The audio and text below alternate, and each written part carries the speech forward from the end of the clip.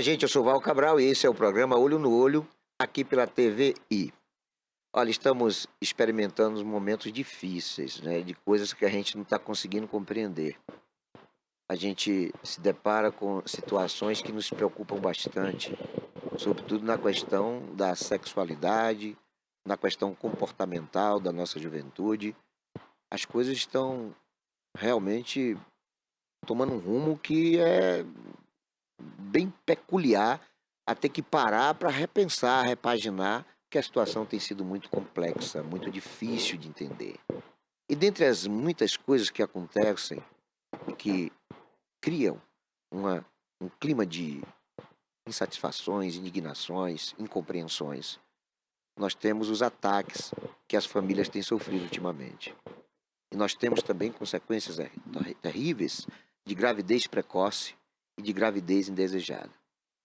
O uso abusivo das drogas, atos de pedofilia que têm estampado manchete que cada vez mais nos deixa aterrorizado, porque é uma coisa satânica, você saber que um adulto abusou sexualmente de uma criança, de um público infanto-juvenil. É uma coisa inimaginável, uma coisa satânica. E nesse contexto de todo esse enredo que eu acabo de expressar, talvez seja o aborto aquilo que tem mais suscitado em mim a necessidade de me manifestar sobre esse assunto. O sétimo mandamento fala não matarás e ele é muito taxativo.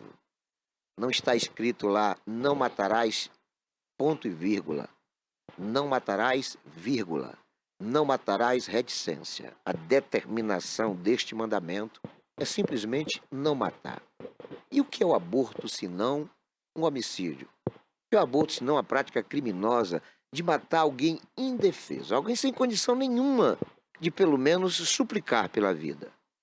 Então, o aborto, no meu entendimento, é uma daquelas atitudes de certas pessoas que deveria ser penalizada com sentenças mais drásticas, mais extensas, porque eu não, como aquela conversa dos ativistas abortistas, as suas razões ainda não me convenceram, porque acima de tudo a vida deve prevalecer. Acima de qualquer conceito ideológico, religioso, humanitário, qualquer que seja o tipo de debate onde se foca a vida, a gente não pode entender o aborto em outra conotação senão de assassinato.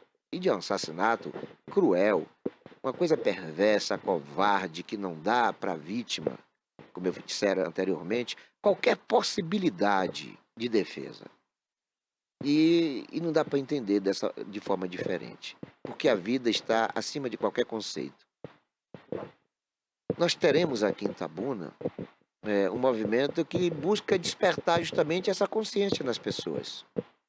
Saber por que estão acontecendo gravidezes precoces, indesejadas, que na verdade é a causa dos abortos, pelo menos a origem do aborto está justamente numa gravidez que não está sendo desejada.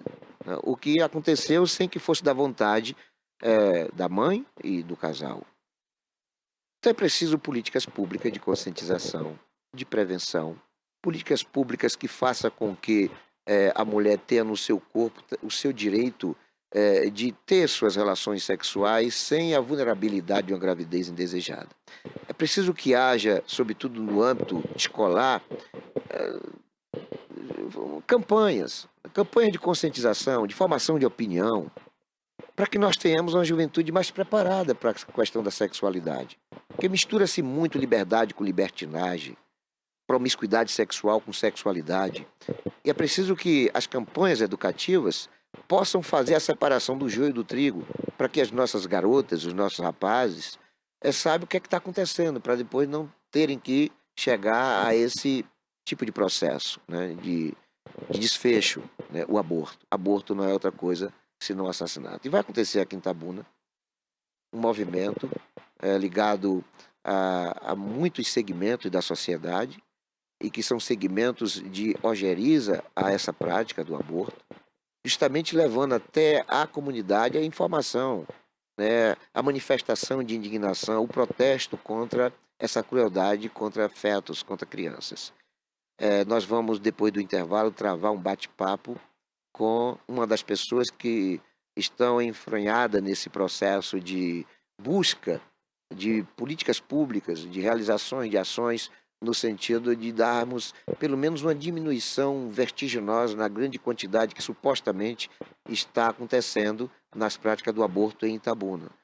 Quem aqui em Itabuna não tem uma amiga que não tenha abortado, ou que tenha uma pessoa sabedora de que alguém do seu vínculo de amizade não tenha praticado aborto? É mais um itabunense que deixou de viver, é mais um ser humano que foi desperdiçado de maneira tão dramática, tão covarde. Nós vamos bater um papo com Chico França, engenheiro, uma pessoa ligada à história dessa cidade, né, cuidadora da cidade, sempre focado em debater os assuntos. Ele, né, não se restringe apenas à questão da infraestrutura da cidade, mas do comportamento do itabunense. E nós vamos, a partir do próximo bloco, saber dele o que é que será essa marcha pela família.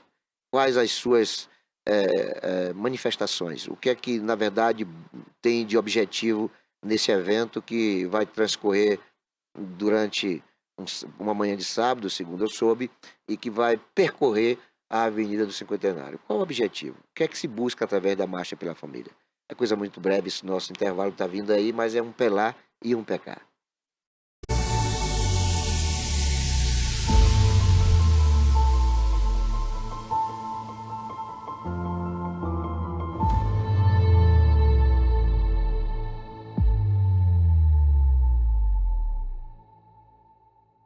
Criada em 2005, a TVI se tornou a primeira emissora de TV por assinatura fora do eixo Rio-São Paulo, transmitida pela operadora TV Cabo para mais de 40 mil espectadores em Itabuna e Ilhéus. Com uma programação 24 horas no ar, a TVI chegou a fazer 6 horas de programação local diária ao vivo, revelando talentos para a televisão baiana. Inserida na Lei do Cabo, a TVI passou a integrar o seleto grupo de TVs com programação qualificada junto à Ancine e contribui com a capacitação do mercado audiovisual da Bahia para a captação de recursos para a produção de minisséries, reality shows, documentários e outros produtos de entretenimento para as mais variadas plataformas. Equipada com estúdios de áudio e vídeo e modernas ilhas de edição, a TVI também está preparada para trabalhar no jornalismo factual local, inclusive utilizando sua unidade móvel SDNG.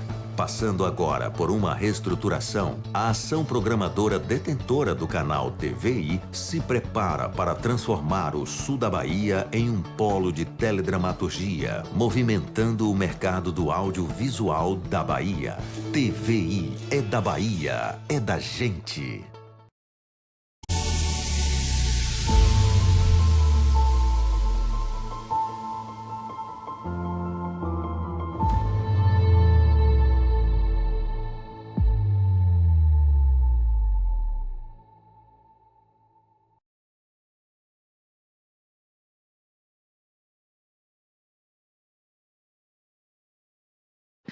Olá, gente, eu sou Val Cabral e esse é o programa Olho no Olho aqui pela TVI. Nós vamos bater um papo com o engenheiro Chico França. Chico França de maneira carinhosa, porque na verdade é Francisco França. Mas se falar de Francisco França, ninguém sabe, ninguém conhece. Mas quando fala Chico França, quem é Chico França? É óbvio que basta você ver a engenharia da cidade, você ver a panorâmica da cidade e você vai ver as obras de arte que ele faz em forma de prédios, de imóveis. É um artista da arquitetura, é um artista do embelezamento urbanístico de Itabuna e da região.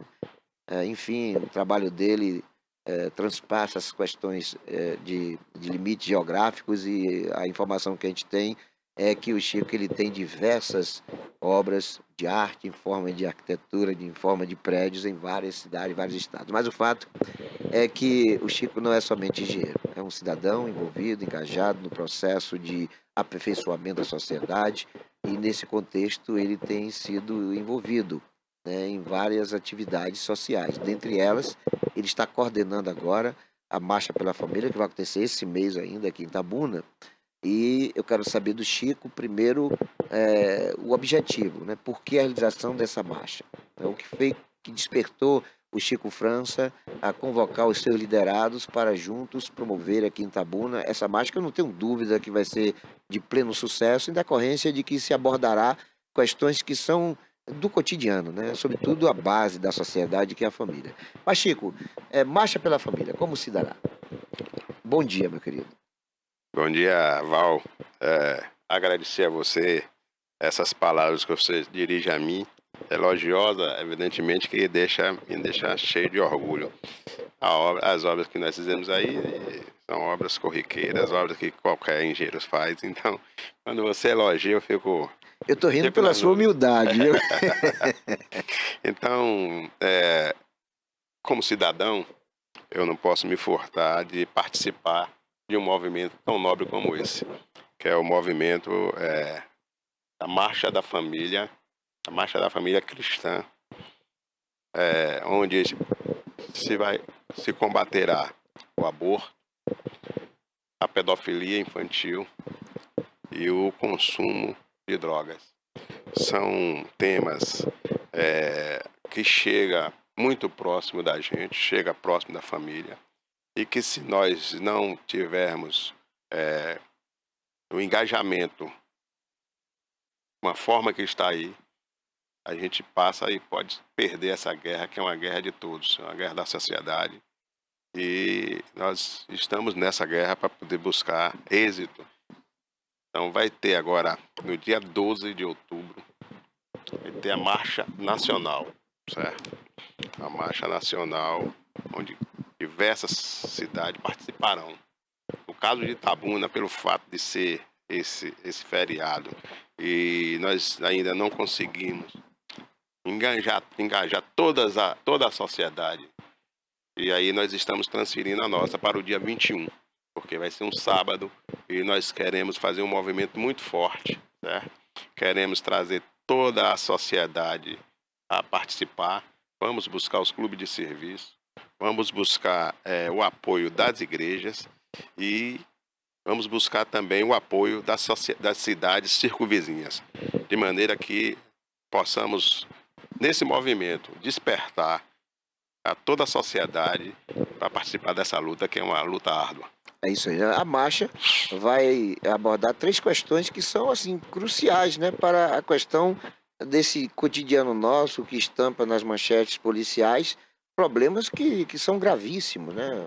Nós temos aí a questão do aborto como uma tragédia humanitária, são muitas mulheres infelizmente submetidas a essa intervenção. A questão da pedofilia, que é um crime também hediondo, uma coisa horrível de se imaginar, uma pessoa adulta abusar sexualmente de uma criança, né? E as drogas, que são causa justamente desse crescimento absurdo da violência, né? As organizações criminosas, as facções criminosas, elas têm fundamento justamente na sua sustentação na comercialização das drogas. E hoje, infelizmente, as drogas passaram a ser uma realidade dramática na sociedade. Eu me lembro, Chico, que quando eu era adolescente, nós tínhamos aqui em Itabuna somente 2 consumidores de maconha. Quando se falava em LSD, essas drogas mais chamadas elitistas, era uma coisa mais de Rio, de São Paulo, do exterior. Itabuna só tinham 2, né? Eu vou até omitir os nomes, né? São muito conhecidos, estão vivos, inclusive, mas da última vez que eu citei nome, as coisas não ficaram legais, que eles não gostaram. Mas só tinham 2 maconheiros, não tinha traficante. Eles usavam maconha, que eles viajavam para o Rio, e traziam maconha para consumo, plantavam em suas respectivas residências. Mas o fato é que, hoje em dia, você conta quem é que não fuma maconha nessa cidade, infelizmente. As drogas acabaram virando uma tradição, né?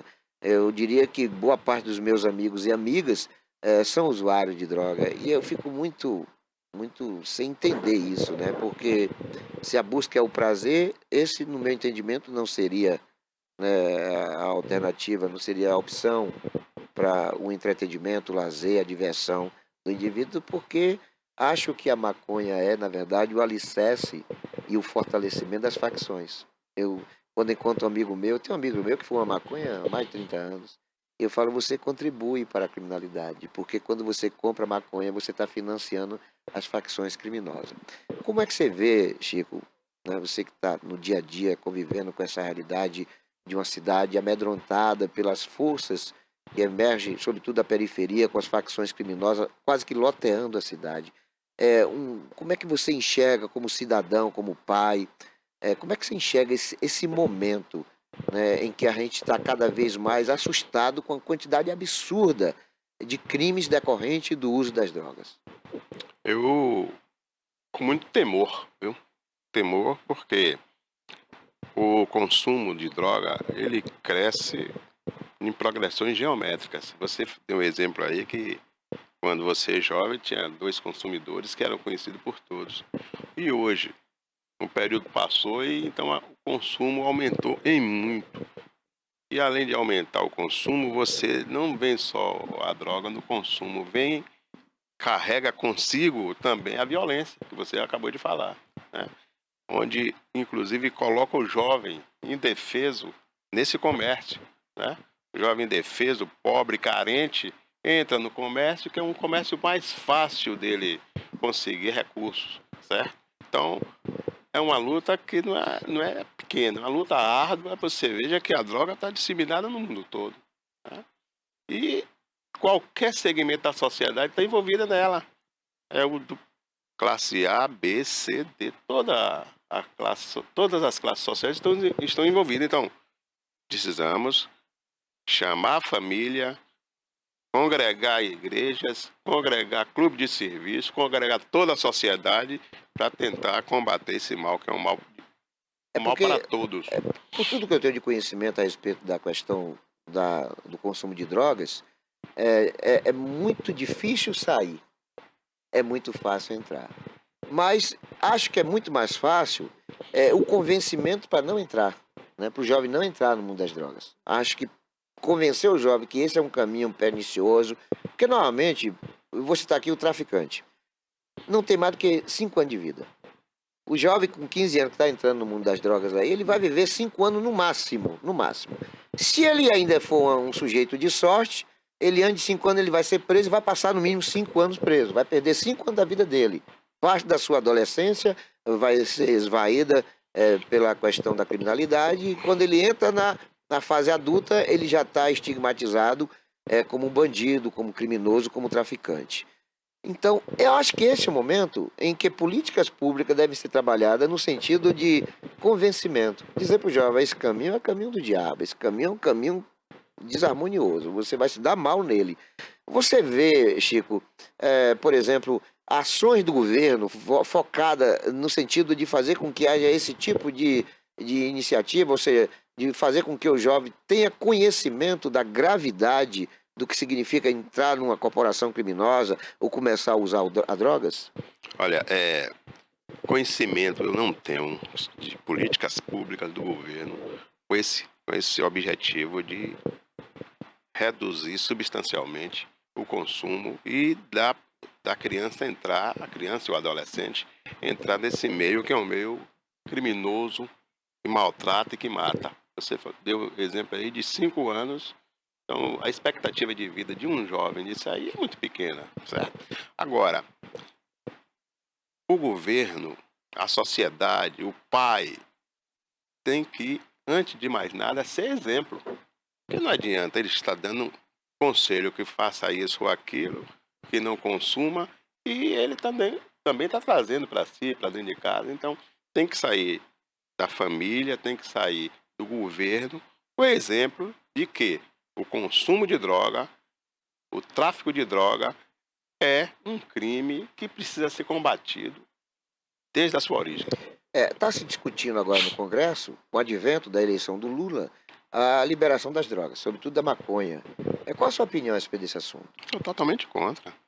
Onde foi liberada a droga, por exemplo, na Holanda, o crime permaneceu e cresceu, certo? Então, liberar não tem. O caminho é um caminho tortuoso, o caminho do suicídio. Como é que libera uma coisa que você vai ficar dependente daquela coisa? Então, eu sou contra, totalmente contra. Até porque se a gente for fazer uma avaliação da qualidade intelectual e cultural do holandês, né, com o brasileiro, a desvantagem nossa é muito grande. É muito grande, até porque eu tenho um amigo chamado Juca Ferreira, foi ministro da Cultura, que ele foi vereador em Amsterdã. Interessante, né? Foi vereador em Amsterdã. Lá tem centenas de partidos, um país pequenininho. E outros amigos meus que me dizem, não, lá tinha, não era liberada as drogas. Lá tem uma rua em Amsterdã, onde naquela rua se pode fazer o consumo das drogas, monitorado pelo governo e tal. Não é liberação, porque não tem um país onde as drogas tenham sido liberadas. O que existe são espaços em alguns países, em algumas cidades, onde é liberado o consumo. Mesmo nesse contexto, você seria contra? Claro. Veja, por exemplo, a Caracolândia, em São Paulo. Você vê ali zumbis.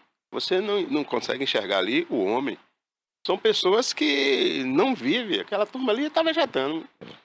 Inclusive, o próprio Tarcísio tem uma política de tirar o pessoal dali e colocar em um centro de recuperação, que é o caminho mais curto para a tentativa de regredir o consumo de drogas.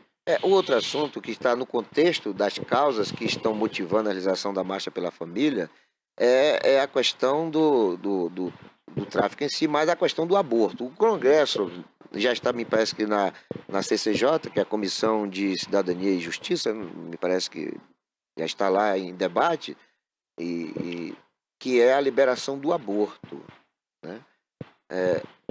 Nós sabemos que, independentemente de ser liberado ou não, aborto é um crime. Então, no meu entendimento, não deveria caber ao governo se intrometer, mesmo através de lei, liberação do aborto. A sua opinião, o aborto é uma realidade. Nós sabemos que, com ou sem leis, o aborto está acontecendo e possivelmente permanecerá acontecendo. Você não acha que a liberação do aborto poderia ser um atenuante para essa questão, Chico? Eu acho que a liberação do aborto é liberar a pena de morte.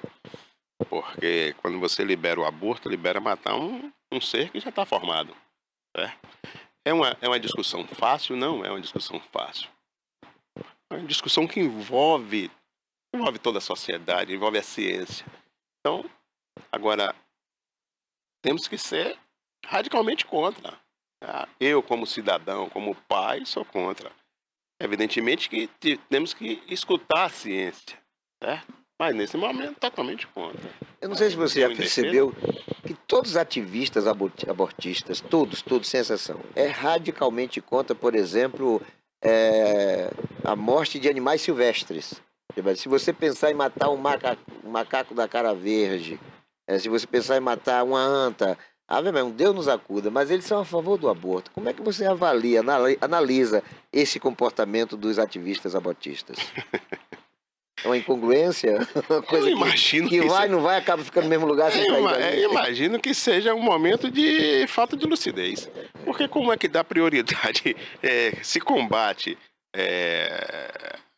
ao crime de um animal irracional, que também é um crime, que não é certo. Quem tem que ser contra também. Claro, agora ser contra matar um animal irracional e ser a favor de matar um ser vivo, uma criança, eu acho que... Eu acho que é a coisa mais absurda. Quer dizer, não pode matar uma paca. Eu sou a favor, sou muito a favor de não matar paca, não matar animal nenhum.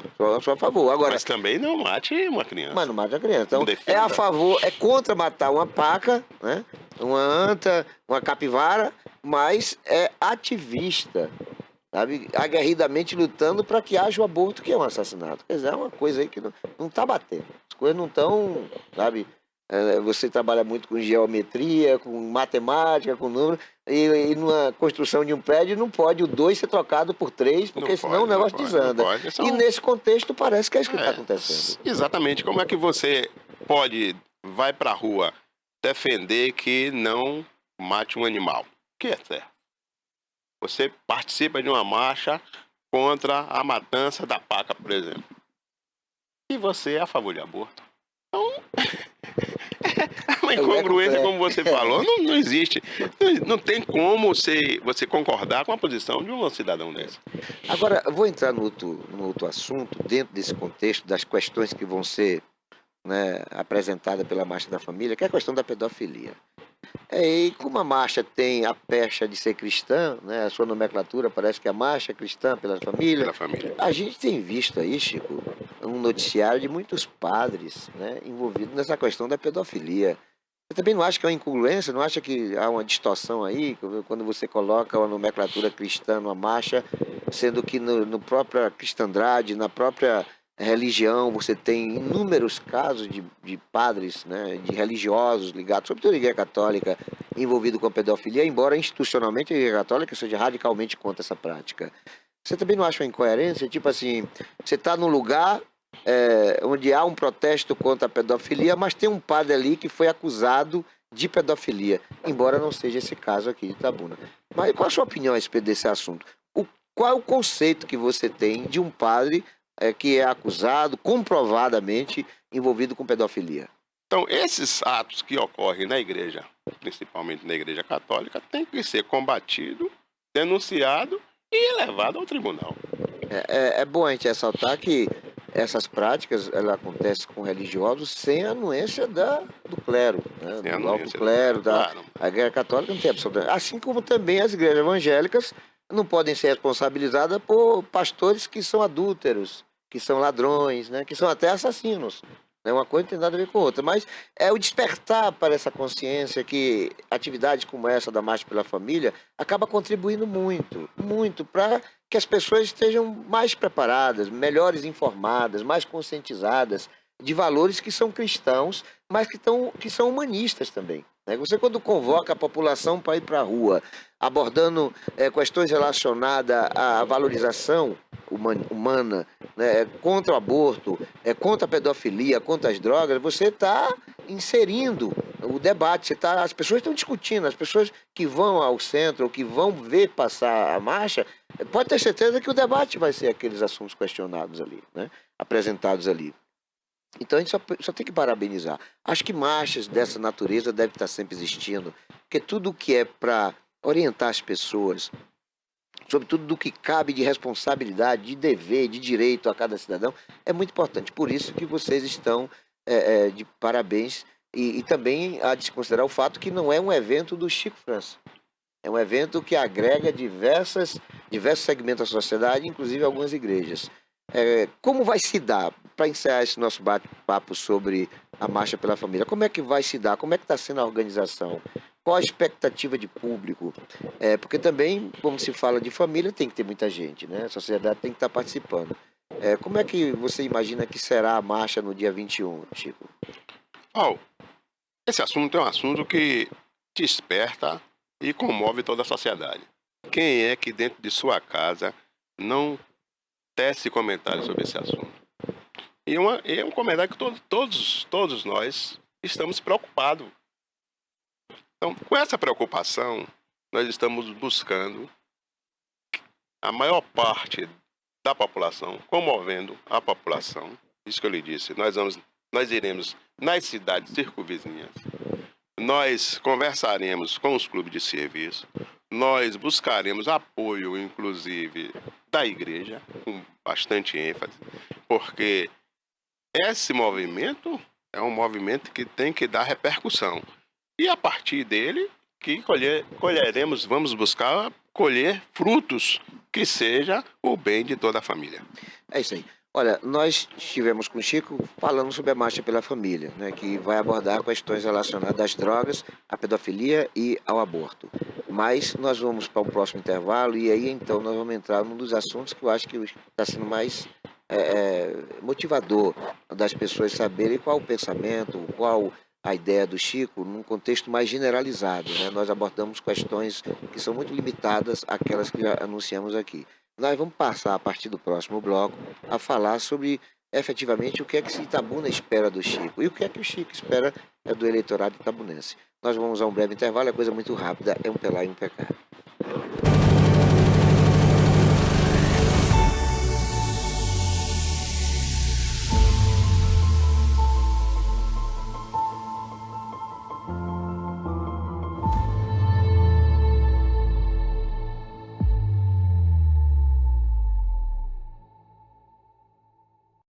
Criada em 2005, a TVI se tornou a primeira emissora de TV por assinatura fora do eixo Rio-São Paulo, transmitida pela operadora TV Cabo para mais de 40 mil espectadores em Itabuna e Ilhéus. Com uma programação 24 horas no ar, a TVI chegou a fazer 6 horas de programação local diária ao vivo, revelando talentos para a televisão baiana.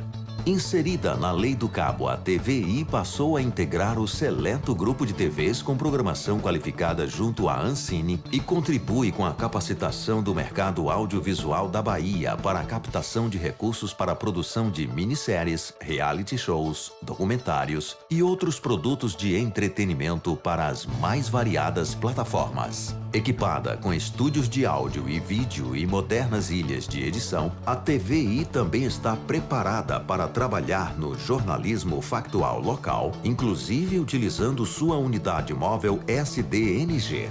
Passando agora por uma reestruturação, a ação programadora detentora do canal TVI se prepara para transformar o sul da Bahia em um polo de teledramaturgia, movimentando o mercado do audiovisual da Bahia.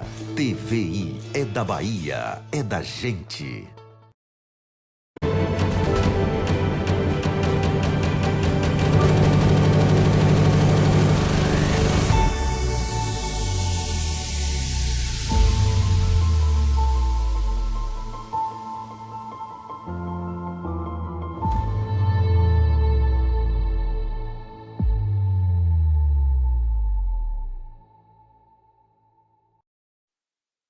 Olá, gente, eu sou Val Cabral e esse é o programa Olho no Olho, aqui pela TVI. Bom, estamos batendo papo com o engenheiro Chico França, ele que é pré-prefeiturável, é pré-candidato a prefeito Itabuna, ele lidera o movimento bolsonarista na cidade, na região, é candidato pelo Partido Liberal, o PL, que é o partido de Bolsonaro, e tem se movimentado no sentido de tentar conscientizar a comunidade itabunense de que a eleição não se restringe a uma reeleição do atual prefeito, a um deputado que quer ser prefeito, enfim, né, alternativas outras existem e dentre elas ele se coloca como uma delas. Chico, a gente sabe que é difícil, né? Uma eleição em Itabuna, ela acaba tendo que exigir do candidato alguns sacrifícios, né? E dentro do sacrifício é ter aglutinação, né? Ter em torno de si nomes, lideranças, e nós temos no cenário aí no mínimo 6 candidatos que são preponderantes, são candidatos que são fortes, são favoritos todos. Acho que, diferentemente de eleições anteriores, dessa vez nós temos uma eleição que não está polarizada entre somente 2 candidatos, né? Nós temos de 5 a 6 candidatos que são todos eles, né, possíveis de terem sucesso eleitoral, e dentre eles tem o Chico. Como é que o Chico se coloca nesse cenário? O Chico é um candidato para usar o tempo de rádio e televisão e a política para defender bandeiras, como por exemplo estas que vão nortear a Marcha pela Família, contra as drogas, contra o aborto, contra a pedofilia, ou a ideia é muito maior e efetivamente ganhar a eleição? Val, o político ele tem que também carregar a parte social, certo? Ele tem que carregar consigo a parte social. E, como conservador, eu não posso deixar de lado um tema tão importante como esse e não levar para o debate, né? A família, a droga, o consumo de droga da família, o aborto, a pedofilia, tudo isso aí faz parte de um programa de governo e que deve ser considerado na hora do debate, do embate, certo? E agora, evidentemente, que nós não vamos ficar só nisso. Nós temos que pensar uma cidade para todos. Temos que pensar em mobilidade urbana, temos que pensar em infraestrutura, temos que pensar em criação de emprego e renda. Então, é um debate que nós vamos civilizadamente aí discutir com todos e tentar passar para a população um programa que seja mais ou menos exequível, porque não adianta também chegar a ficar vendendo ilusões e não conseguir executar. E quando não for um programa que não seja exequível em um governo, dizer, olha, nós temos início, meio e fim, só que esse fim não vai ser em um governo só. Então essa é a nossa proposta. Nós sabemos que questões como pedofilia, aborto e drogas são muito ligadas à questão da saúde e da educação. Mas você é tido como o prefeiturável da infraestrutura, né? O prefeiturável das vias públicas, das pontes, das iluminações, enfim. Vai dar para conciliar você ser um prefeito com esse perfil e com essa necessidade que a cidade tem de abranger as ações de políticas públicas? Sim, porque o prefeito não governa sozinho, o prefeito governa com a equipe, certo? Governa com a equipe e também escutando a população. Porque se o prefeito, ele é engenheiro e ele conhece bem da infraestrutura e ele não conhece da área de saúde, ele não conhece da área social, evidentemente que ele vai buscar na sociedade quem conheça bem disso e auxilie ele, seja parte integrante da equipe, de maneira que os resultados com certeza virão. Pô, na sua especialidade, né, que é infraestrutura, arquitetura, engenharia, o que é que você já encontrou na cidade que poderia ter sido diferente? E o que é que você acrescentaria naquilo que já existe de realidade em Itabuna? O que eu encontrei que seria diferente, eu daria prioridade número 1 ao saneamento. Porque na medida que você gasta R$1 em saneamento, você deixa de gastar 8 na saúde, certo? Então, tem que ser prioridade número 1, saneamento. Prioridade número 2, que também está muito próximo do 1, é educação.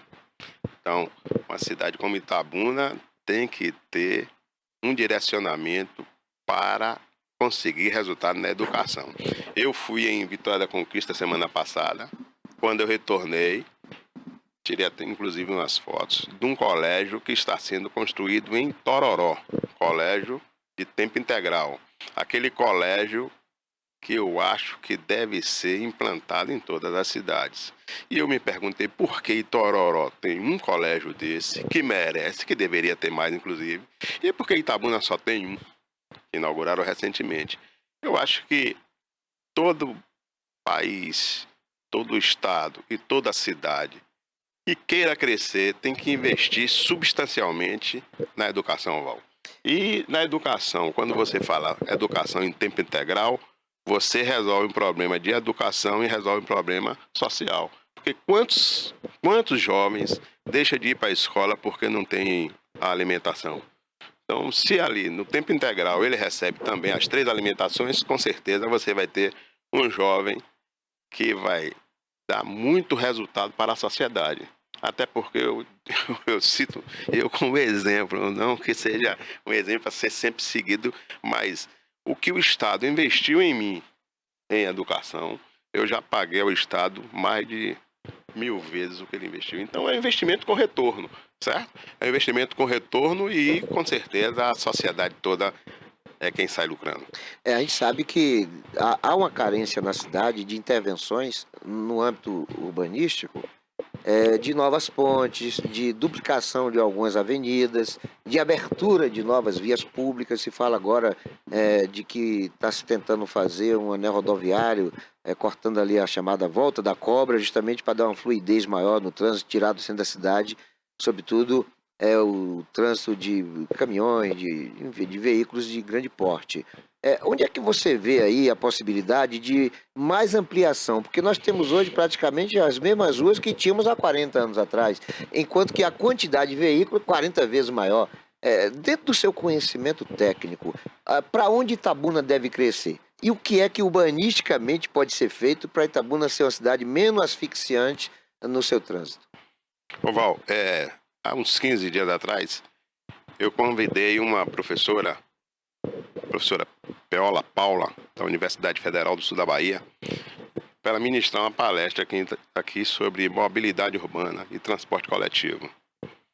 E a professora Peola, que está aqui próximo, né? Está na Universidade Federal do Sul da Bahia, aqui, é uma técnica de uma competência e de uma capacidade muito grande e que passa alheio e os nossos governantes não vai buscar a informação nela, certo?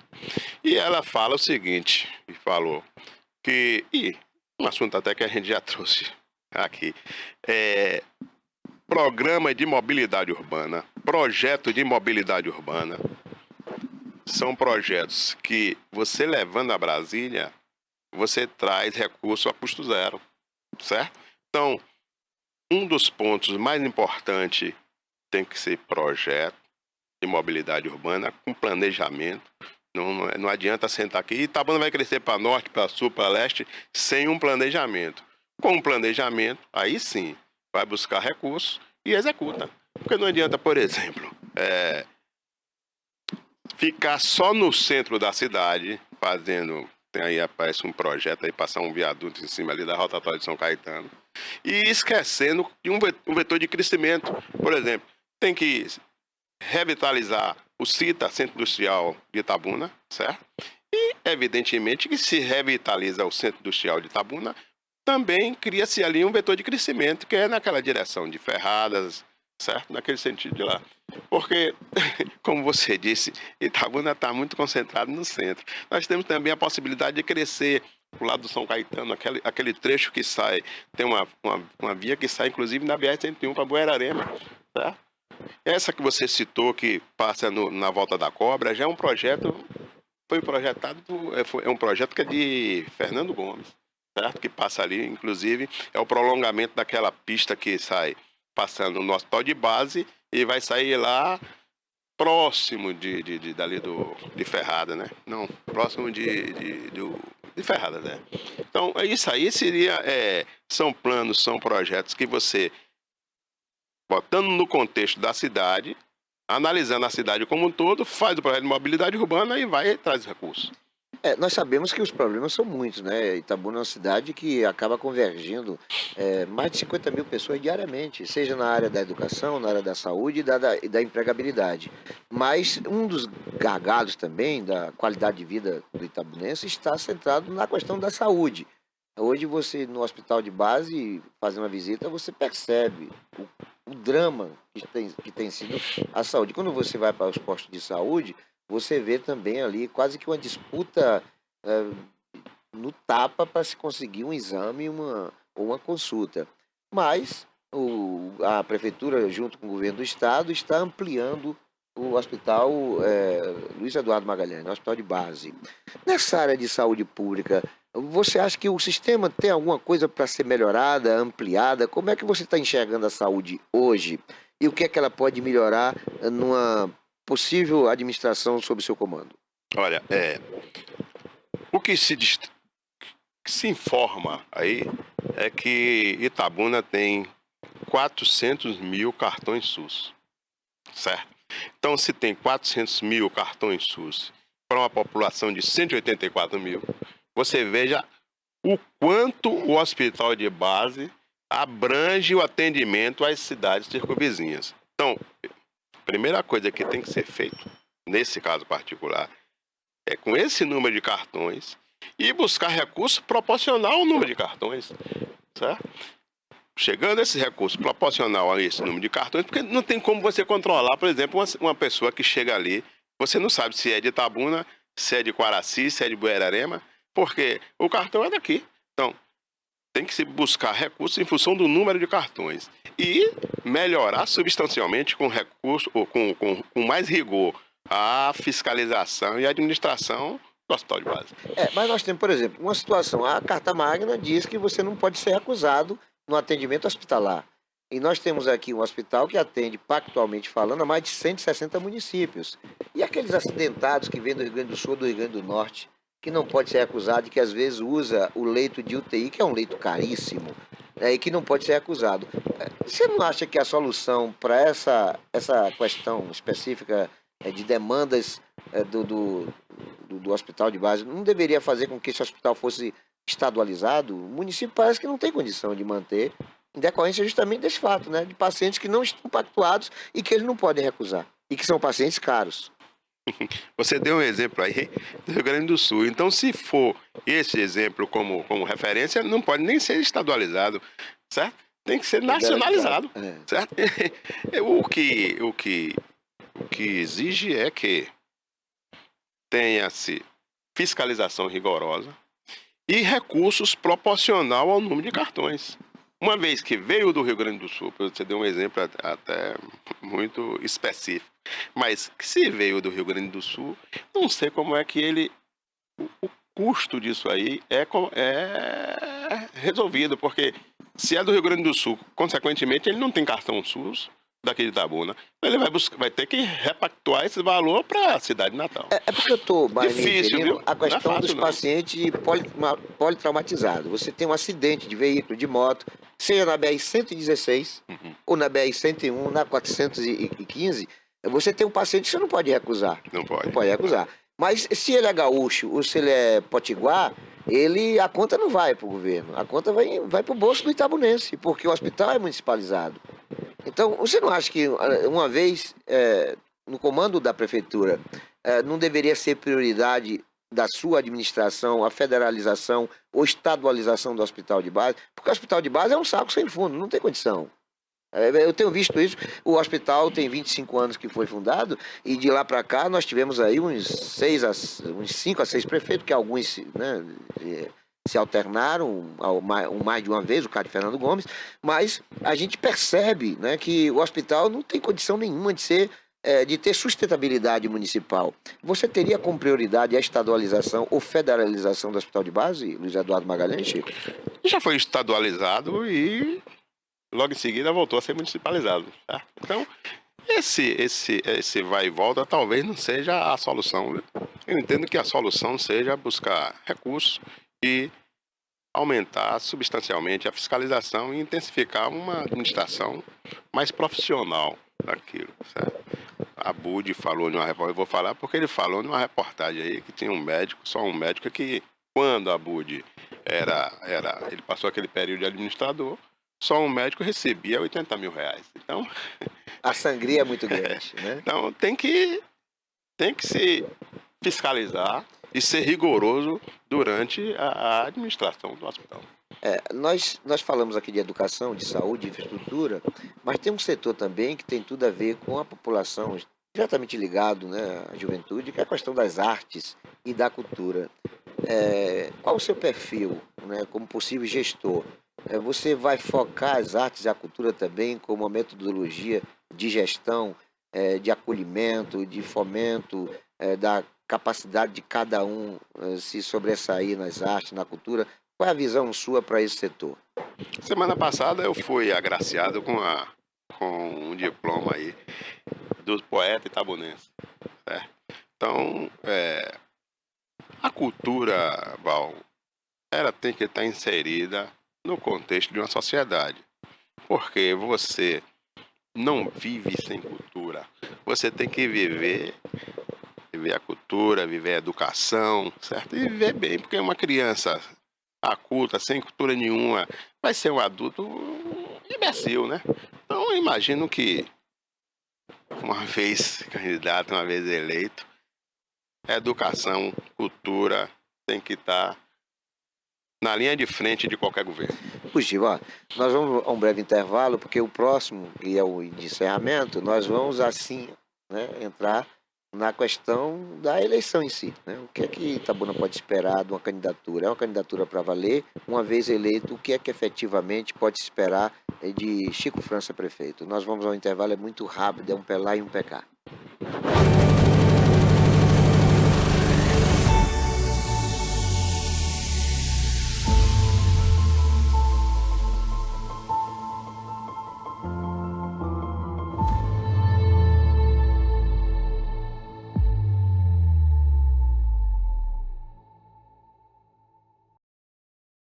Criada em 2005, a TVI se tornou a primeira emissora de TV por assinatura fora do eixo Rio-São Paulo, transmitida pela operadora TV Cabo para mais de 40 mil espectadores em Itabuna e Ilhéus. Com uma programação 24 horas no ar, a TVI chegou a fazer 6 horas de programação local diária ao vivo, revelando talentos para a televisão baiana. Inserida na Lei do Cabo, a TVI passou a integrar o seleto grupo de TVs com programação qualificada junto à Ancine e contribui com a capacitação do mercado audiovisual da Bahia para a captação de recursos para a produção de minisséries, reality shows, documentários e outros produtos de entretenimento para as mais variadas plataformas. Equipada com estúdios de áudio e vídeo e modernas ilhas de edição, a TVI também está preparada para trabalhar no jornalismo factual local, inclusive utilizando sua unidade móvel SDNG. Passando agora por uma reestruturação, a ação programadora detentora do canal TVI se prepara para transformar o sul da Bahia em um polo de teledramaturgia, movimentando o mercado do audiovisual da Bahia. TVI é da Bahia, é da gente.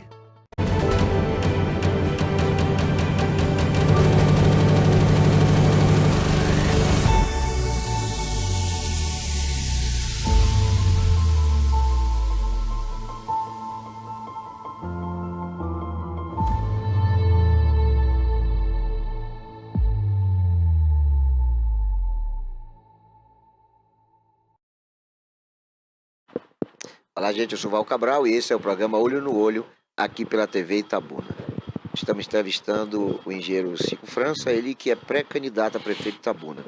Nós pensávamos, antes do começo desse último bloco, em abordar apenas questões eleitorais, mas aí me passou aqui uma questão que não pode deixar de também ser abordada, que é o abastecimento de água na cidade, né? A questão da Imasa, o que seria melhor para a Imasa? A manutenção dela municipalizada, o retorno da estadualização da empresa, e Chico, que já passou por lá, foi diretor, talvez tenha a melhor condição de dar para nós uma ideia do que seria melhor para a Imasa numa administração sob seu comando. No governo passado, nós tivemos uma administração técnica que foi o Jader. Administrou muito bem. Ocorre que a Imasa tem um passivo muito grande e só a Imasa em si, ela não tem recurso suficiente para resolver esse passivo. No caso da água, nós temos água aí, porque com a construção da barragem de Itapé, nós temos abastecimento de água para atender toda a população de Itabuna e a população de Itapé. Se nós pensarmos a Imasa como ela está, a forma que ela está, sem recursos para investir na distribuição, nas adutoras de distribuição de água, certo? Na rede de distribuição de água, e isso aí vai ficar muito difícil você conseguir administrar ela. Então, passa pela minha cabeça, evidentemente, e não uma privatização, porque a privatização no monopólio é pior do que a privatização sendo em monopólio, é muito pior do que o público em monopólio. Eu sempre dou como exemplo a Coelba. A Coelba, quando foi privatizada, é um monopólio e o atendimento não é bom, é ruim. Para eu poder ligar um prédio que eu construí, pedir energia e ligar, eu tive que entrar na justiça, porque a Coelba embora tenha feito a análise do projeto dizendo que tinha energia suficiente para me atender, quando foi para atender, não atendeu. Então, se pega a Imasa, que é monopólio, privatiza, isso aí realmente eu entendo que não é muito bom, não é bom para a sociedade. O que seria estudado é uma PPP, como está na Sabesp, ou então até a própria estadualização, porque é quem tem capacidade suficiente de recursos para poder investir. Puxa, vamos entrar aqui agora nas questões propriamente faladas da eleição. O PL é o maior partido do país, consequentemente, em Itabuna deve ter isoladamente o maior tempo de rádio e televisão, que são preponderantes, né? Esses horários são importantes demais, sobretudo para impor a imagem, né, do candidato. Mas sozinho também o PL muito dificilmente vai conseguir sucesso, porque a história mostra que em Itabuna se elege quem mais conseguir aglutinar outras forças, outras lideranças. Como é que está hoje a candidatura do Chico França? É uma candidatura para valer? É uma candidatura para servir de pesquisa se efetivamente vai poder ser consolidada? Como é que está hoje a proposta de candidatura de Francisco França, popularmente conhecido como Chico França? A pré-candidatura, né? Nós estamos já formalizados no PL, com o apoio já declarado de João Roma, que é o presidente estadual do partido. Nós estamos colocando o nome na rua. Vamos buscar aliança com outros partidos, que ninguém caminha só. Evidentemente que o PL ele tem 22% do tempo de rádio e televisão. E vamos buscar outros partidos para uma coligação é discutir planos, discutir ideias e, se lograr êxito, administrar com os partidos coligados. Hoje em dia, hoje, nesse exato momento, tem perspectiva de coligação com quem? Já tem, assim, uma base, uma ideia de quem vai poder marchar com o PL aqui em Itabuna? Nós estamos conversando. Já conversamos com os republicanos e estamos nesse entendimento para ver se a gente leva até a hora da eleição e decidir. Chico França está preparado para ser candidato? Preparado para ser candidato? Claro que estou. Agora eu preciso me preparar e estou me preparando para governar, ser eleito. Uma vez eleito, qual vai ser a relação do Chico França com a Câmara, em função de tudo que tem sido visto nessa situação, já que é histórica, de prefeito refém de vereadores, de Câmara determinando situações que são antagônicas ao que pensa o prefeito? Como vai ser essa relação? Você já tem um desenho? Olha, Val, da outra vez que eu vim aqui, eu falei para você que a nossa Constituição de 88, que o doutor Ulisses dizia que era Constituição Cidadã, que criou esse imbróglio aí, né? Ele fez a Constituição pensando no parlamentarismo, depois veio o plebiscito e instituiu o presidencialismo e dá essa confusão, que é presidencialismo de coalizão. Eu entendo que o capital político do prefeito, ele sendo eleito, naquele momento ali, ele tem condições tranquilas de negociar, sentar e falar para os vereadores, para a Câmara, os papéis distintos que são. O executivo e o legislativo são papéis distintos. Agora, você tem sempre o pessoal pergunta, e vai indicar? Claro, a indicação não tem problema ser de um vereador, de um cidadão comum, desde quando sem a capacidade. Positivo. Se tiver capacidade técnica suficiente para fazer parte da equipe, vai seguir. Agora não, nesse negócio de tomar lá da cá, que é bandido. A pergunta que todo mundo está fazendo e cuja resposta ainda não ouvi, né? Bolsonaro virá para Itabuna numa candidatura de Chico França? Sim. Nós vamos convidar, vamos marcar a data e porque nós somos conservadores, meu amigo. E se somos conservadores, nós temos que trazer quem pensa exatamente igual a nós. É uma candidatura que, com a vinda de Bolsonaro, pode ter assim uma melhora bastante intensa nas pesquisas, porque as pesquisas atualmente parece que não estão lhe favorecendo. Vocês estão confiando muito na vinda de Bolsonaro para que haja aí um crescimento nesses índices? Nós estamos confiantes em uma série de fatores. Primeiro, mostrar um programa, mostrar a capacidade administrativa, mostrar a linha de atuação, que é uma linha conservadora, trazer as figuras importantes do partido, dentre elas o Bolsonaro, e a partir disso aí mostrar para a sociedade quem somos nós. E se a sociedade achar que esse é o caminho, que escolherá esse caminho. É isso aí. Chico, obrigado, querido, pela sua participação conosco. Torço, de fato, de que a direita possa se estabelecer nessa cidade, porque Itabuna é uma cidade antipetista, tem dado demonstração nas últimas votações, e DG sucesso. Você que eu acho que é um dos candidatos mais técnicos dentre os que estão aí. Sucesso, meu querido, na sua caminhada. Muito obrigado, Val. Sempre que venho aqui, sou tão bem recebido por você. Com esses elogios que você faz pela minha pessoa, evidentemente que me deixa bastante lisonjeado. Então, agradecer mais uma vez e dizer a você que qualquer oportunidade que você quiser, estaria aqui. É isso aí. Obrigado, Chico. Obrigado também a você, meu amigo, você, minha amiga, que tem sempre nos prestigiado com sua audiência. Fiquem todos com Deus. E não se esqueçam jamais de que Jesus é o caminho, a verdade e a vida.